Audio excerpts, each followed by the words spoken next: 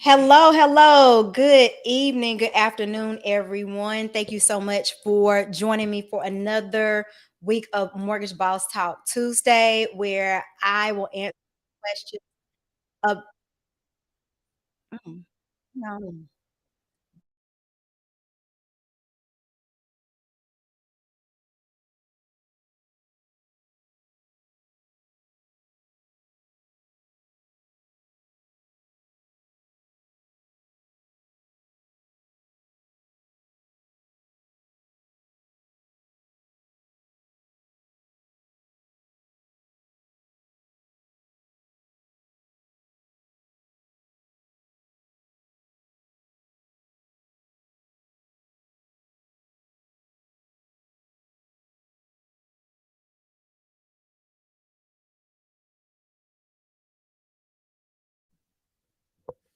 I'll try this one more time. I just muted myself. Welcome back again to another episode of Mortgage Boss Talk Tuesday. I am Joy Bailey, the mortgage boss, and today I am just doing a basic Q&A.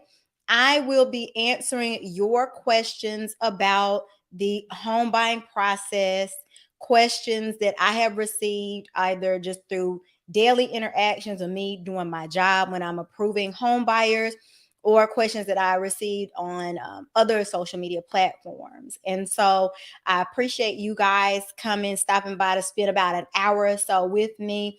I'll be taking your questions as well for whatever questions that you all have as it pertains to home buying, mortgage loans, real estate, or even questions about me being a loan officer, because I get a lot of those kind of questions about, oh, well, what about, what happened when you took your test, or how'd you get your first job, and that sort of stuff. So I'm here to help in any capacity that I can. So let's go. Let me go ahead and jump on in here. Um, And then if you guys catch the replay, I will try to maybe edit in some things if I happen to reference something that I can't pull up at the moment. So be sure to go back and check in for that. Also, please, if you're watching the replay, leave some questions and comments and things like that below. But as you guys come in, please make sure you are liking this stream. I really appreciate it. And if you're not already subscribed, please go ahead and subscribe. Okay. All right. So let's see. The first one here is just out of curiosity, how much are appraisals? They are constant. Oh, okay. They are charging me $725, which I feel is ridiculous and definitely on the high side. The last time that I purchased, it was like $500. So it depends on a lot of different factors. The appraisals are going to vary. The appraisal fees are going to vary from mortgage lender to mortgage lender, because different mortgage lenders go through different AMCs, which are appraisal management companies. So, one misconception is that the appraiser works for the lender, when in fact, they don't work for anybody. They are independent contractors, they don't work for you. As the buyer, they don't work for your realtor, they don't work for us as the lender. And there is actually an appraisal management company which was designed specifically for the purpose of creating a barrier or a wall, so to speak, so that we are not influencing what the opinion of value is on either side, not positively or negatively influencing it. And so, depending on the realtor that you go to, it's gonna totally depend on the appraisal management company that they go through. Some places may, some lenders may go ahead and charge you a flat fee of, let's say, $800, so they don't have to come back and ask for more money in the event that you have some special circumstances for your appraisal. Be mindful that all appraisals are not created equally. Depending on the size of your home, if your home is 4,000 square feet, and we as a lender may have collected, say, what'd you say, $500 up front, that appraiser reserves every right to be like, hold on, this is going to take up too much of my day. I need you to give me another $100, another $200, or whatever it is. The appraisal management company is going to get a cut because their job is to manage the process, and they'll communicate with the lender's appraisal team. And so the loan officer is totally left out of it. The actual lender is completely left out of it. So it's really going to depend on the different factors. Are you in a really, really rural area? Do you have special factors like I don't know, like a waterfront property? Is your property so unique that it may be a little bit difficult to find comps? So all of that is going to go into how much your appraisal is going to cost, but ultimately it can vary from lender to lender in terms of how much that fee is up front that they decide to collect, just because, like I said, some lenders are going to want to go through the headache of going back and forth if they need to, and then some are not. But ultimately, it actually will indeed vary. Some unfortunate stories that I heard during the very height of the home buying frenzy back in 2020 and 2021 was that because the appraisers were so busy, supply and demand, right? The appraisers were really, really busy. And so they figured, hey, you're going to pay me for my time. And so they were asking for, some would consider, some exorbitant fees in order to complete an appraisal. So you may find that you have to get more than one appraisal if your home is unique enough or of a particular value. So you want to ask those questions up front to your lender, just so that you understand, hey, I got this invoice, you collected $800. I got a $500 invoice. Will you be giving me the difference back? You want to ask those type of questions so that you'll know how to proceed and what to expect as far as your appraisal fees are concerned. Hey, N. Allen, shout out to you. This is my co-host on my other channel, my Unsolicited Opinion podcast. A little different over there. We don't talk about real estate. We talk about everything except real estate. So, hey, thanks for stopping by. She also has a channel as well. She's a pharmacist, and so she tells people all about the ins and outs of, like the behind the scenes of, what pharmacists go through from day to day, as well as offering um, information, not advice, about different prescription medications. So thanks for coming to kick it with me. All right. So the next question that I have here is, will interest rates go down in 2023 or in 2024? That is a really good question. I don't have a crystal ball, but I can give you some basic information on some indicators that I would recommend that you pay attention to. So, if you want to know what way rates are trending, if you just go out and Google 10-year treasury, um, um, a graph will come up. It's a line graph, and it will show you if we're up a little bit, down a little bit, about the same. And it provides these incremental changes throughout the course of the day. That is tied most closely to interest rates and what interest rates are doing. And what interest rates are doing. I will say this. I am not an economist, so just take this from the research that I have done, and please, I encourage you to do your own research. Because we don't have a crystal ball, there's no definitive way to say which way it's going to go. However, some factors that are involved in interest rates are going to be inflation. That's a big one. So, as inflation comes down, interest rates will follow. Well, why is that, Joy? Well, because the idea is, as the Fed continues to raise rates, which we just had a smaller bump in rates of 0.25% just last week, he's becoming less aggressive, which a couple of weeks ago I did a talk and I mentioned that he was going to be more aggressive and try and, ratchet up the rates even more to create a little bit more pain so people would stop spending. Inflation is basically the cost of a basket of goods year over year. Is it up? Is it down? Is it about the same? Generally speaking, goods are only supposed to go up maybe 2-3% a year. Same with your home value appreciating year over year. But as far as interest rates go, the idea, just follow this theory, okay, or this logic. If the Fed cannot control the number of widgets being made, he can try to control the demand on the widgets. And so if we are able to slow down the demand on the widgets, then the prices, inflation, should come down too. And so that could mean bread. Well, no, it doesn't mean bread because in the CPI index, it doesn't include gas or food, which I think is pretty weird because that's what people spend all of their money on. But anyway, so let's say it's televisions or microchips. That demand will come down if people can't go out and purchase BMWs because the cost of a BMW, payment is going to be double what it was 2 years ago.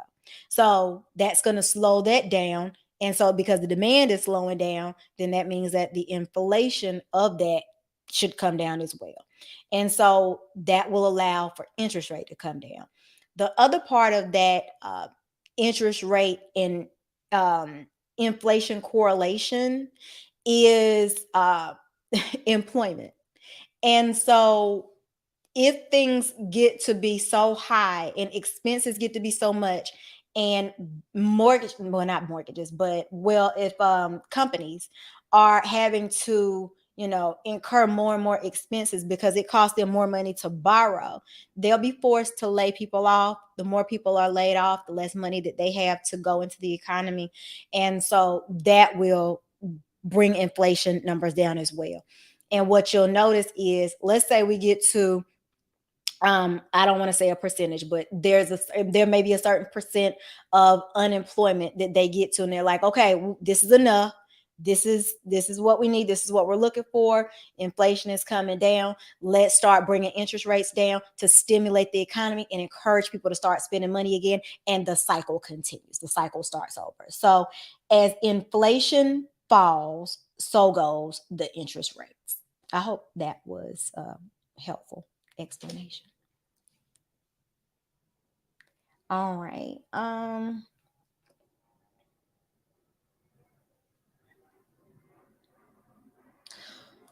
What are the options if interest rates drop after I have locked it in? That's a good question. So, what happens if interest rates drop after you've locked your rate in?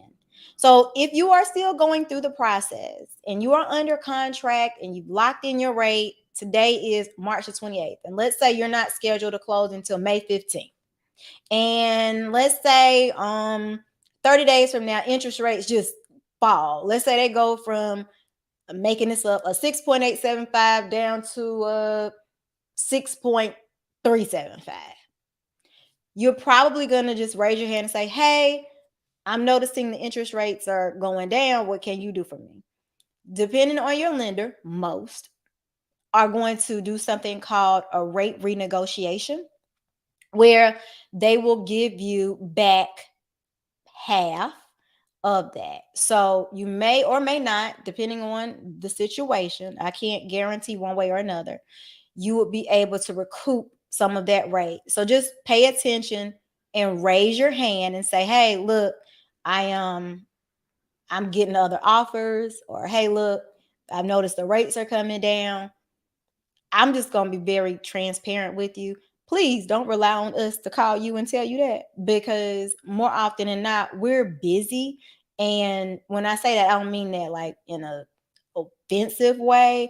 It's just we're not always thinking, oh, well, let me pick up the phone and call these 15 people. Like it may not happen that way for you.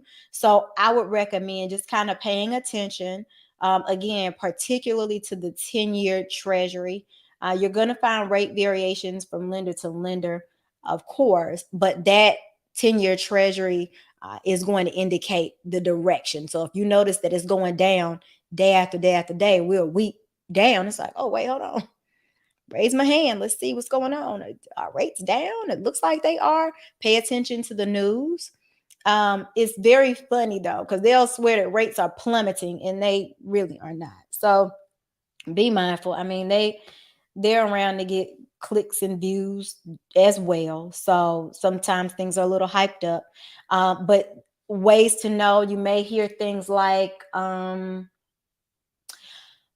they may say on the news that home applications, mortgage application volume is up. That's a sign that interest rates are going down because people are trying to hurry up and get the good deal while they can. So that's a good way to know if interest rates are falling. But the point of this diatribe is you can renegotiate your rate if it's already locked in.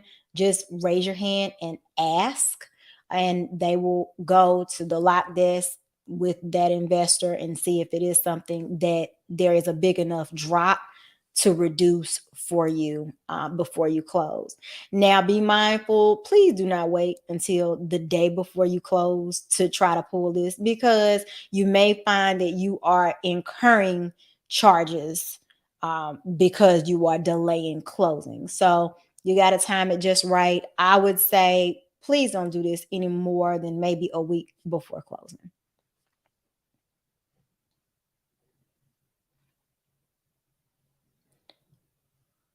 Okay. If banks go under, what happens to someone's mortgage? Are the mortgages sold to another lender? Yes. If the bank that is servicing your loan happens to go out of business, um, they will absolutely find somebody for you to send your payment to every month. It doesn't just go away. And just to put a little bit of meat on the bones to that, please understand that more often than not, your mortgage is tied to the secondary market. It's tied to an investor. That investor has signed up to get payments for 30 years or 15 years or whatever that term was. We can't just break that and be like, oh, you got lucky, you got a pre-house. Like it doesn't work that way in mortgage. So just be mindful that yes, there may be a little bit of confusion, but someone will swoop in, put on a cape, and save the day, and you'll receive some written communication that you will be making your payments to ABC Bank, so and so mortgage company, or what have you. I did read that SVB, which didn't have regular consumer loans, they had more loans for investors like major corporations, but it was sold to First Citizens. So they'll be hammering that out and all of the logistics of that over the coming months. So someone will buy the loan, and you will continue to fulfill your mortgage obligation as indicated on your promissory note that you signed when you signed up for the mortgage. I wish it was that easy. What you mean? Oh, how I wish it was so easy. All right. Oh, this is long. All right. I want to buy a $450,000 house. I have no debt. I have 40,000 in savings and $200,000 that I put in a CD 2 months ago. Should I wait for rates to go down? I'd like to get a payment below $2,000, and I'm scared to wait because people keep saying home prices will go up if rates fall. So, yes. Okay, so the very first thing that I will say about this is, in theory, yes, if rates fall, home prices will um not go up necessarily sharply, but it will create more people in the market. And we are, regardless of the rate, we are in a supply and demand issue. And so with supply and demand, only way to control it is to increase the price of something. So I wouldn't be scared to wait necessarily, but just understand that that is something to have in the back of your mind.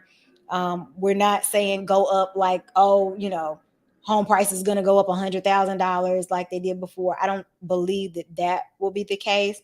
So it may make a few dollars difference in your payment, but I wouldn't not buy because of that necessarily. You would have to analyze the market in your area to determine whether or not it's something that's a smart decision for you. However, a $450,000 house and 40,000 in the bank,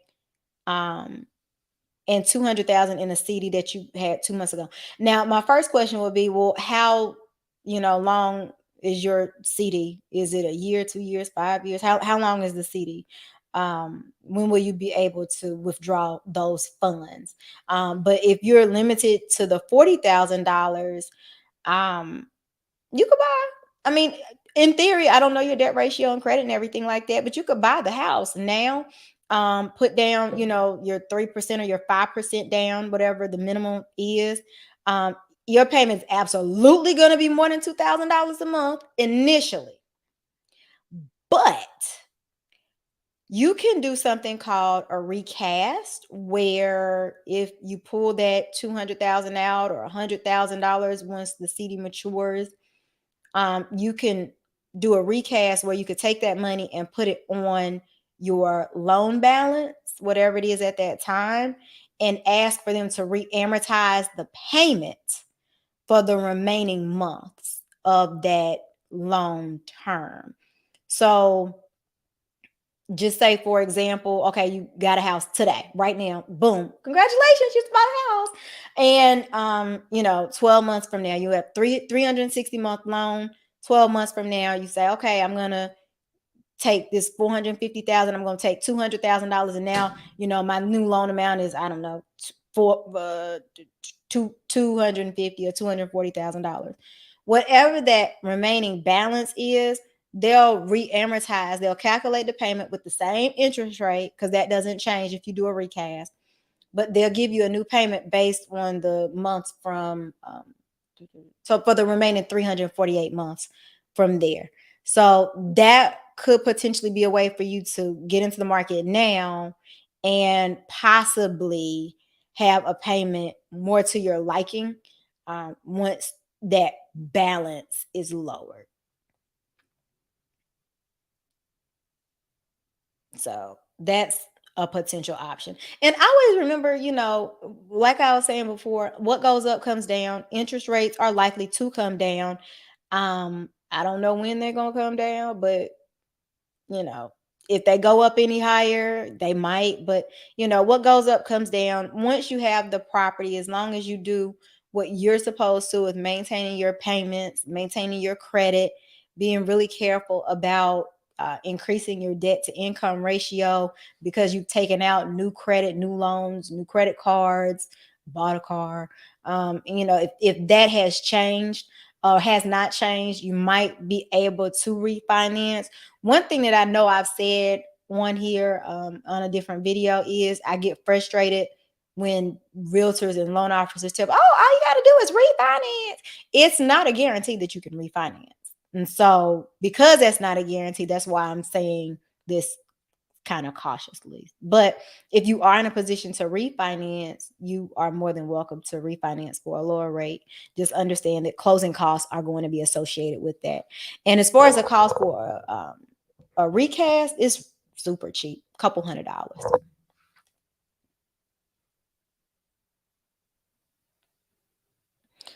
Okay, so the next is,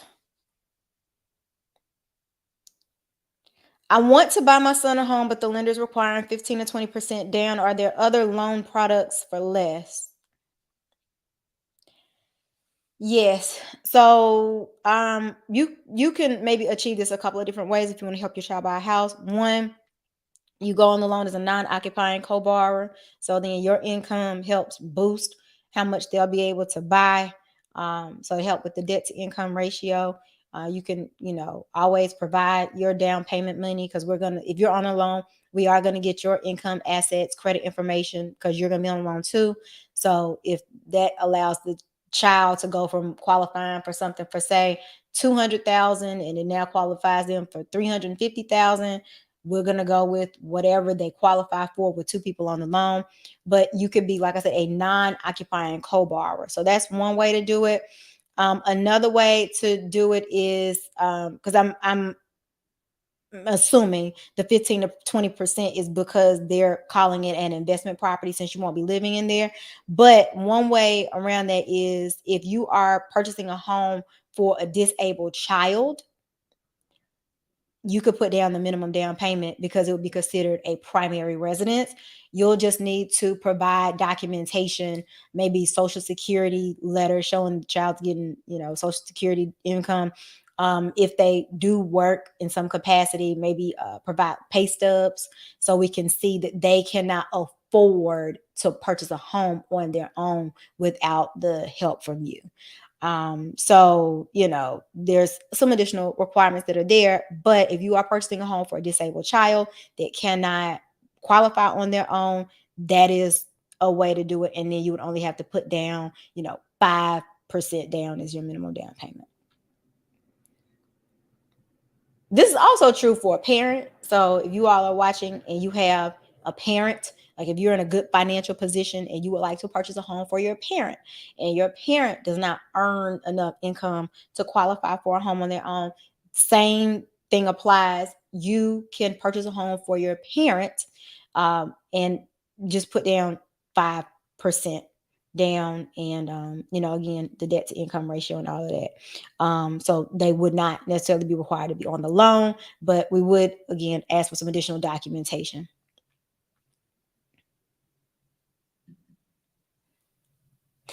Hey, loan officer Keyshawn, how are you? Thank you for joining. Just answering some questions here that I received, throughout the week, things that I got on other social media platforms, things that I had conversations about this week. It can be a wild and crazy time when you're a loan officer. You get all kind of questions. All right. Couple more. All right. So this might be a short one, because nobody's asking questions in the chat. You guys, if you have questions, please go ahead and put those in the chat, and I'll be happy to answer those for you. Okay. Is it a good time to buy in cash? I don't know. It depends on your financial position. It's not That's not an easy question for me to answer, because I don't have enough information. You're going to have to decide on your own by evaluating your personal financial status and stability. If you can give up that much capital right now, please, if that's what you would like to do, you certainly can. I know in the height of the pandemic, when we had a lot of regular people, not even institutional investors, there were a lot of regular people taking money out of their 401k and plopping it down on a house, because the interest rates were so low. They saw that the market value was going up 20% year over year, and that was going to be a better, return on their money than a 401k was at the time. So that is something that you would have to evaluate personally. However, I will say, if for whatever reason you find yourself in a position where you want to win your bid and you want to put cash down on a property, boom, here's my $400,000. You can do something called delayed financing.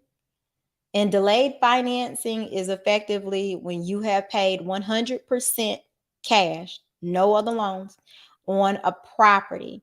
You can basically refinance it after the fact, and get your money back out, up to 80% of the value. So it will require that you pay closing costs. It will require that you get an appraisal, but you would be able to get back a majority of the money that you put into the property, just few weeks or months later. So you're able to do that within 6 months of that home purchase. So it's called delayed financing. So again, if you are going to purchase a home in cash and you know you're going to want your money back, then that is going to be a way to do it. Especially now, like I said, we're kind of in some uncertain times because there are a lot of layoffs that are going on, particularly in the tech industry.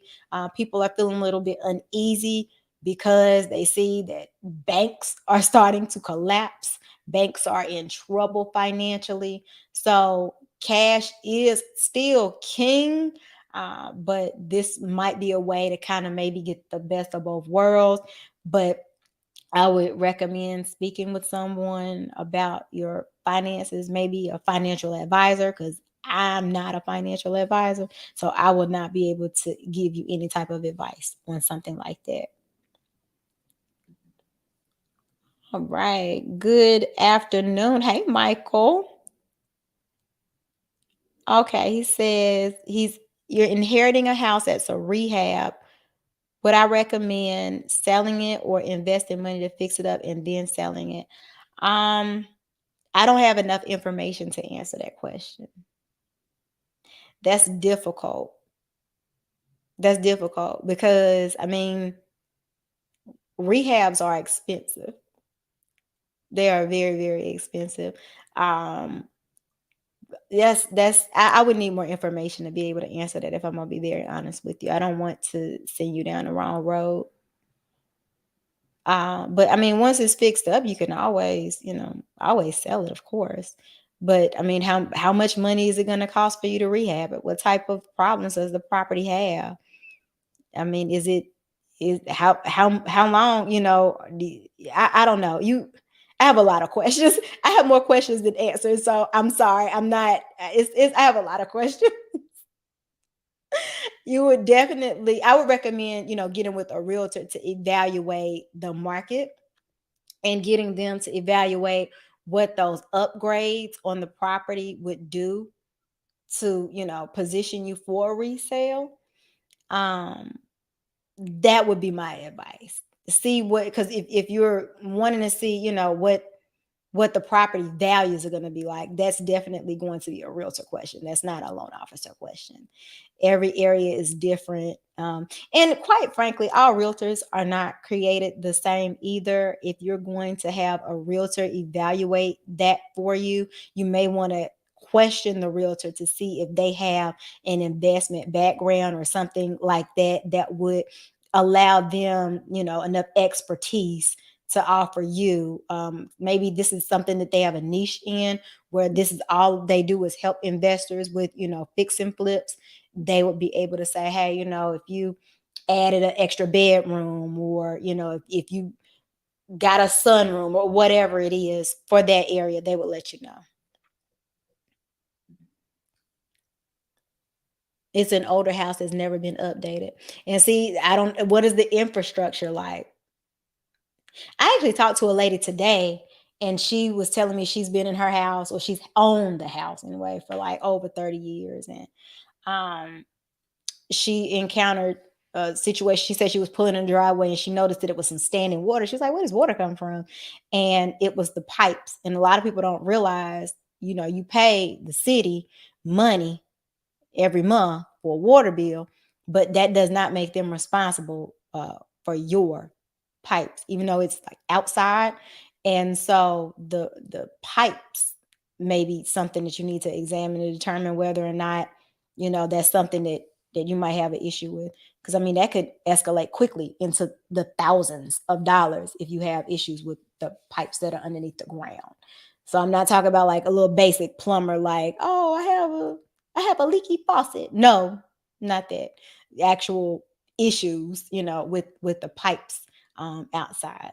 And you'll know if it's your problem, because they're gonna look at that survey to see, is this on your plot of land?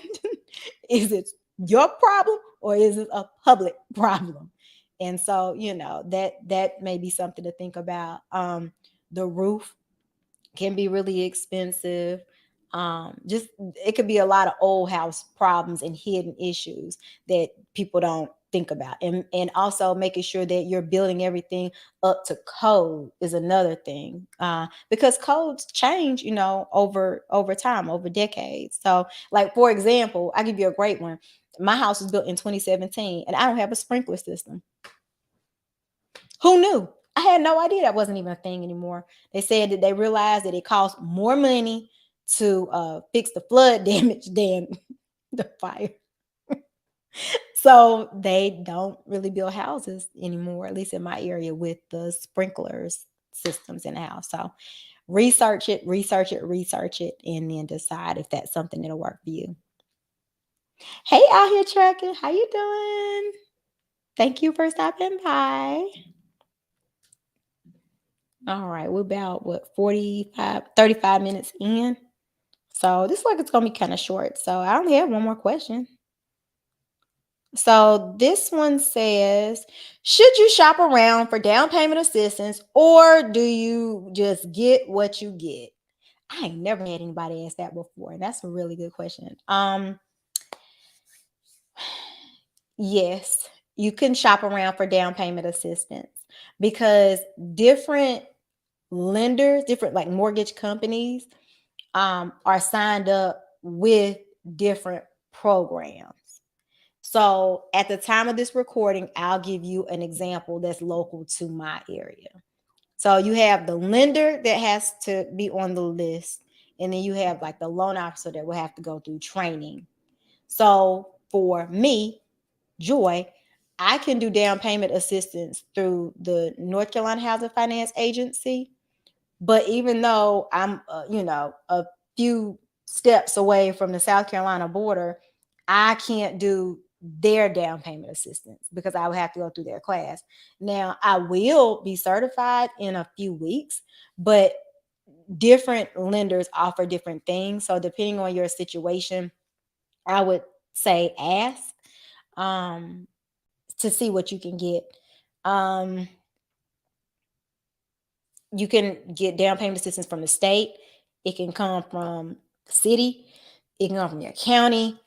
Down payment assistance can come from a variety of sources. And so depending on who is signed up for those different sources, you may be able to get more from one lender than from another. I noticed on social media this past week, a person that I do know, it's a loan officer that I do know, he got someone $121,000 in down payment assistance, and that required him layering multiple programs. I believe he layered 3 or 4 different programs to be able to get someone that astounding amount of money in down payment assistance. That would be something that I would not be able to do because I wasn't signed up for all of those different down payment assistance programs. Okay. So that was good. Good question. Oh, I'll also add to that. When you see or hear things like that, different criteria is associated with different down payment assistances. So, one down payment assistance program might let you have a 45% debt ratio. Another down payment assistance program might limit you to 36% for the debt to income ratio. So you you have to make sure that whichever one you sign up for isn't just based on, oh, who's going to give me the most. And when I say give, I use that term very loosely because more often than not, it's a loan that is forgivable after a certain period of time or after you fulfill certain requirements. And sometimes it's not forgivable, but you need to figure out what program is going to work best for your situation and your family.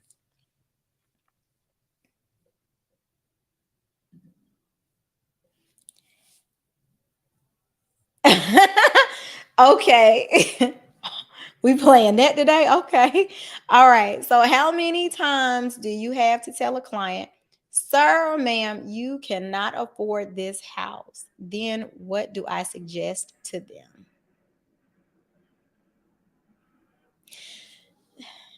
Um, I say that it's all the time, actually. All the time. It's all the time.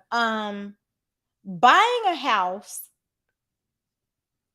is a very big deal right now. Everybody can't do it. Um, you said keep it 100. Oh my gosh. Yeah, you can tell I'm trying to like I don't want to hurt nobody's feelings, but everybody can't buy a house. It's that simple. It is everybody can't do it. Um it doesn't mean that you can't ever do it, but it may not be your season right now for a variety of reasons. When it comes to purchasing a home, it comes down to three big factors: income, credit, and assets. Uh, Someone may not be able to afford the house because they have overextended themselves as far as their debt is concerned on the credit report. The biggest problem usually is going to be the car. You got you an $800 a month car payment and you make $45,000 a year. Like, that seems a little bit out of whack to most people. But hey, if you like it, I love it. That's not my situation. I don't have to, to make those payments every single month. But yes, I do. I do. There are nice ways of presenting that information. For example, I've had somebody say, "Oh, I want to buy a house," and I'm looking at it and I'm thinking, we are fresh out $125,000 houses. However, and I will send them a pre-approval letter for that, and they'll say, hey, I can't find a house in my area for that. That's pretty much honestly that because I can't control the inventory or the prices of the homes. And so we do have I have some come to Jesus conversations with people about, hey, maybe you can, pay off these items on your credit report, or just kind of offering different ways to I don't want to say restructure their debt, but because I'm not a financial advisor, but just simply telling them, hey, look, you make $5,000 a month, and the debt to income ratio will only allow for your maximum debt, including the mortgage, to be $2,500 a month. And as of right now, when I go through your credit report, you have $2,400 in debt, so that leaves you $100 for a mortgage payment. Would you like to continue with the loan application? I can get a house with $100 mortgage payment. All right. Well, yeah. So to answer your question, yes, I do find myself having those type of conversations. Um, a lot, a lot. Because like I said, the irony is, it's not that people can't afford the house, it's that they can't afford the house payment after all of the other stuff that they've done. Charging the vacations on the credit cards, the car. I can't stress that enough. It's the car. It's always the car. The car is the problem. Like, I will never not say that. It's always the car. Um, all of those factors. Earning more income. You know, you may live somewhere where you can't get a house making $12 an hour. We could, there you're going to either have to increase your income or decrease your debt. That's all it comes down to at the end of the day. um can you get a $700 payment on a house? Absolutely. It might require that you put $250,000 down so that you can have a $65,000 loan amount.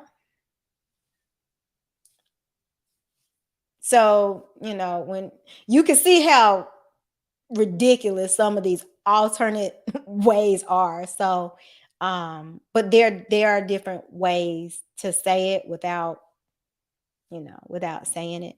And I come across people that are very frustrated, with the way that things are, but unfortunately, there isn't anything we can do, about the housing market at this time.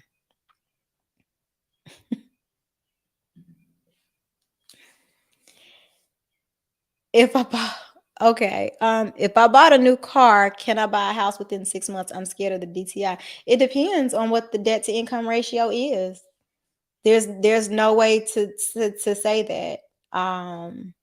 If your debt to income ratio is, 50% or 55%, including your proposed car payment, I mean your proposed housing payment and your current debts, then you may very well be able to move forward.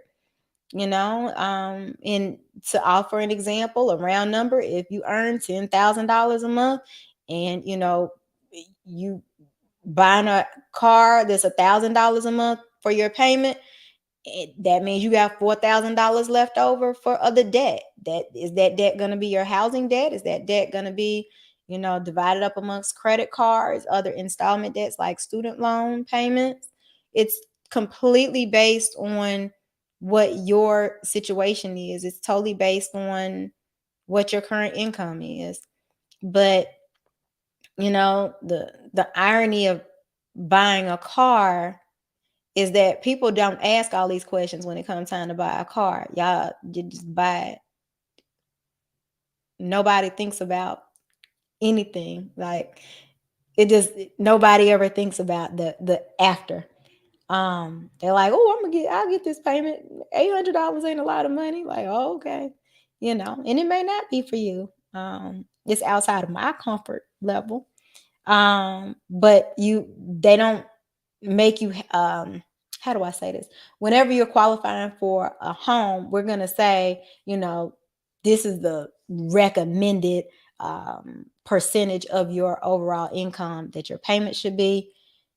For a car, you go and you if you make $2,000 a month, they'll probably take your $2,000 for the month for whatever the payment is. They don't care.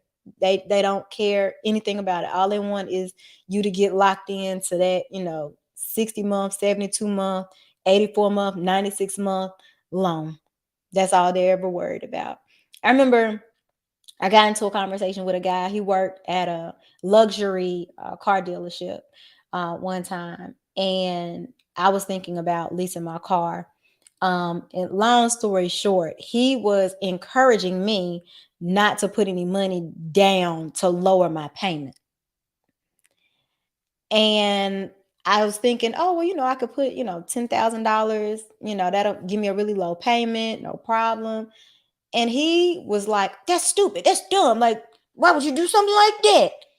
And so, I mean, if that was my conversation that I walked away with, I'm sure that that's the type of conversation that car dealerships are having with applicants all the time. Oh, just keep your money. You don't need to put any money down. But realize that, roughly for every, I think, 22 or $25, that's $1,000 in your loan amount for automobile. So very well may need to start putting money down to be able to get more affordable payments, especially with the interest rates up the way they are.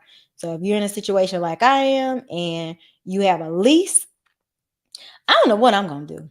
My lease is up next April. I might just keep the car for like another 6 months or something until the interest rates go down, and so that I'm able to get a reasonable payment based on whatever the rates are at that time. But I would recommend please see what is a potential mortgage payment, um, you know, to see if it makes sense for you.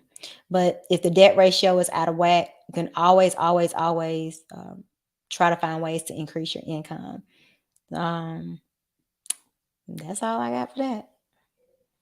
All right, you guys. So it looks like been on here for about 45 minutes. And I was able to answer several questions. I do appreciate you guys spending, time with me. I hope this information was helpful for you. Um, I drive too much to lease. I'll be over my mileage. You can negotiate that. You can negotiate it. Just negotiate it. You can get as many miles as you want on your lease, but you know, you're gonna always have a financial planner to be like, that's the dumbest thing in the world. Why would you lease a car?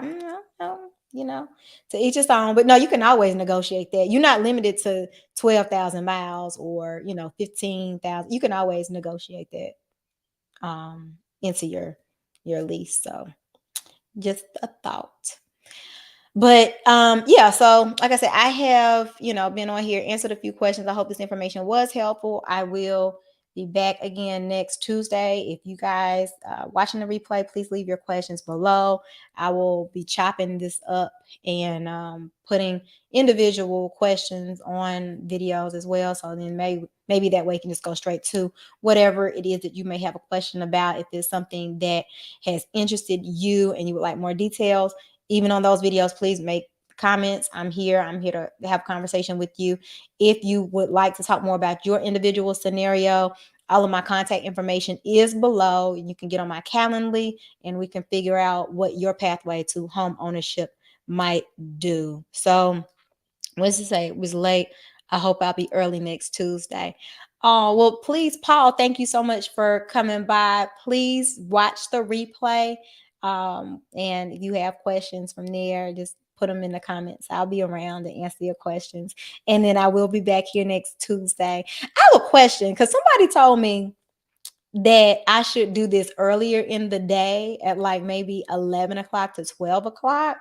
I was trying to do it from 7 to 8 because in my head, people are off work. But maybe if I move it to earlier in the day, people will be more in tune to that type of information and being able to really take it in versus so late in the evening after work and getting the kids and stuff. So let me know if you think I should do it at 11 o'clock to 12 o'clock on a Tuesday. But I still want to do it on Tuesday because, I like the whole like mortgage boss talk Tuesday. Like it kind of rolls off the tongue, you know what I'm saying? So that's what I'm looking forward to. So please let me know in the comments if you think I should go a little bit earlier, or if I should keep it between 7 and 8. You say you don't know about 11. I don't know about 11 either. But I might try it just to see. But anyway, thank you guys so much for joining me. If you are not subscribed, please subscribe and hit the notification bell so that you will be able to get alerts to when I do go live, as well as whenever I post videos. Thank you so much. Y'all have a great week. Mwah.